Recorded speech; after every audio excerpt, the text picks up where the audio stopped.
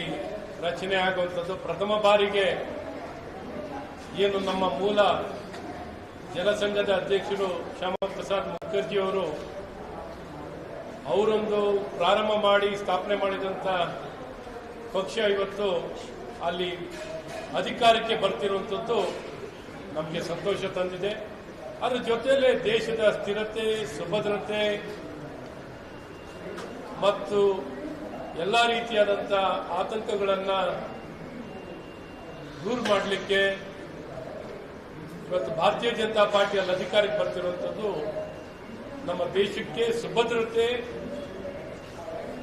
ಏಕತೆ ಮತ್ತು ನಮ್ಮ ಉತ್ತಮ ಭವಿಷ್ಯವನ್ನು ಕೊಡಲಿಕ್ಕೆ ಸಾಧ್ಯವಾಗುತ್ತೆ.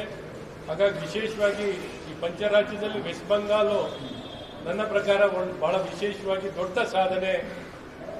ಅಲ್ಲಿ ಎಲ್ಲ ರೀತಿಯಾದಂಥ ಕೋಟೆಯನ್ನು ಕಟ್ಕೊಂಡು ಕೂತಿದ್ರು. ಪ್ರಜಾಪ್ರಭುತ್ವನೇ ಬುಡಮೇಲು ಮಾಡಿದ್ರು ಅಲ್ಲಿ ಟಿಎಂಸಿ ಪಕ್ಷದವರು. ಇವತ್ತಲ್ಲಿ ಜನರು ಒಳ್ಳೆ ಸಂದೇಶ ಕೊಡೋ ಮೂಲಕ, ಜನ ಆಶೀರ್ವಾದ ಕೊಡೋ ಮೂಲಕ ಮತ್ತು ಒಳ್ಳೆ ನಿರ್ಣಯ, ಒಳ್ಳೆ ತೀರ್ಪನ್ನು ಕೊಟ್ಟಿದ್ದಾರೆ. ಅವರಿಗೆ ಪಶ್ಚಿಮ ಬಂಗಾಳದ ಜನರಿಗೆ ನಾನು ಮುಂಚಿತವಾಗಿ ನಾನು ಶುಭಾಶಯವನ್ನು ಕೋರಲಿಕ್ಕೆ ಇಷ್ಟಪಡ್ತೀನಿ.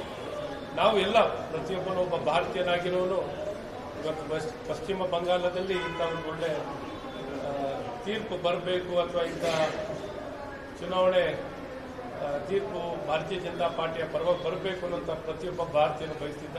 ಈ ದಿಕ್ಕಲ್ಲಿ ಇವತ್ತು ಈ ಟ್ರೆಂಡ್ ಇರುವಂಥದ್ದು ಒಳ್ಳೆ ಬೆಳವಣಿಗೆ. ಅದ್ರ ಜೊತೆಯಲ್ಲೇ ಪುದುಚೇರಿಯಲ್ಲಿ, ಅಸ್ಸಾಂನಲ್ಲಂತೂ ಇನ್ನೂ ದೊಡ್ಡ ಆಶೀರ್ವಾದವನ್ನು ಜನ ಕೊಡ್ತಿದ್ದಾರೆ. ಪುದುಚೇರಿಯಲ್ಲೂ ಆಶೀರ್ವಾದ ಕೊಡ್ತಿದ್ದಾರೆ. ವಿಶೇಷವಾಗಿ ತಮಿಳುನಾಡಲ್ಲಿ ಇವತ್ತು ಡಿಎಂಕೆ ಪಕ್ಷಕ್ಕೆ ಐಎನ್ಡಿ ಪಕ್ಷಕ್ಕೆ ಒಳ್ಳೆ ಪಾಠವನ್ನು ಕಲಿಸ್ತಿರುವಂಥದ್ದು, ಒಂದು ಹೊಸ ಪ್ರಯೋಗವಾಗಿರುವಂಥದ್ದು ಒಳ್ಳೆ ಬೆಳವಣಿಗೆ ಇದೆ. ಹಾಗಾಗಿ ಎಲ್ಲ ಕಾರಣದಲ್ಲೂ ಈ ಒಂದು ಚುನಾವಣೆ, ಈ ಪಂಚರಾಜ್ಯ ಚುನಾವಣೆ ದೇಶದ ಸುಭದ್ರತೆ ಅಥವಾ ಇನ್ನೂ ಹೆಚ್ಚಿನ ಪ್ರಗತಿಯನ್ನು ಕಾಣಲಿಕ್ಕೆ ಕಾರಣವಾಗುತ್ತೆ ಅನ್ನುವಂಥ ಸಂಪೂರ್ಣ ವಿಶ್ವಾಸದಿಂದ ಈ ಚುನಾವಣೆ ಒಂಥರ ವೆರಿ ಪ್ರೊಡಕ್ಟಿವ್, ಭಾಳ ಪ್ರೊಡಕ್ಟಿವ್ ಆಗಿ, ಫ್ಯೂಚರಿಸ್ಟಿಕ್ ಆಗಿ ಇಡೀ ದೇಶಕ್ಕೆ ದೊಡ್ಡ ಶಕ್ತಿಯನ್ನು ತುಂಬುವಂಥ ಒಂದು ಚುನಾವಣೆ ಈ ಪಂಚರಾಜ್ಯ ಚುನಾವಣೆ ಆಗಿದೆ ಅಂತ ನಾನು ಬಹಳ ಸಂತೋಷದಿಂದ ಹೇಳಕ್ಕೆ ಇಷ್ಟಪಡ್ತೀನಿ. ಅದ್ರದ್ದು ಇನ್ನು ಕಾರ್ ನೋಡುವ ಹಾವು ಏಣಿ ಕಥೆ ಆದಂಗೆ ಆಗಿದೆ.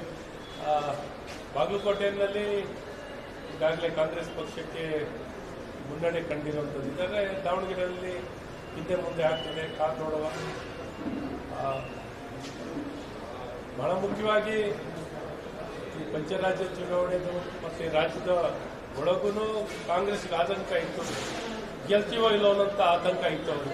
ಬಾಗಲಕೋಟೆಯಲ್ಲೂ ಅವ್ರು ಗೆಲ್ಲೋ ವಿಶ್ವಾಸ ಅವ್ರಿಗೆ ಇರಲಿಲ್ಲ. ಸೊ ಹಾಗಾಗಿ ಇವತ್ತು ದಾವಣಗೆರೆಯಲ್ಲೂ ಗೆಲ್ಲಲ್ಲ, ಬಾಗಲಕೋಟೆಯಲ್ಲೂ ಗೆಲ್ಲಲ್ಲ ಅನ್ನೋದಿತ್ತು. ಏನೋ ಒಂದಷ್ಟು ಬೈ ಎಲೆಕ್ಷನ್ ಅಲ್ಲ. ಹೆಚ್ಚಿನ ವಿಡಿಯೋಗಳಿಗೆ ಪ್ರತಿಧ್ವನಿ ಯೂಟ್ಯೂಬ್ ಚಾನೆಲ್ ಸಬ್ಸ್ಕ್ರೈಬ್ ಮಾಡಿ, ಬೆಲ್ ಐಕಾನ್ ಕ್ಲಿಕ್ ಮಾಡಿ.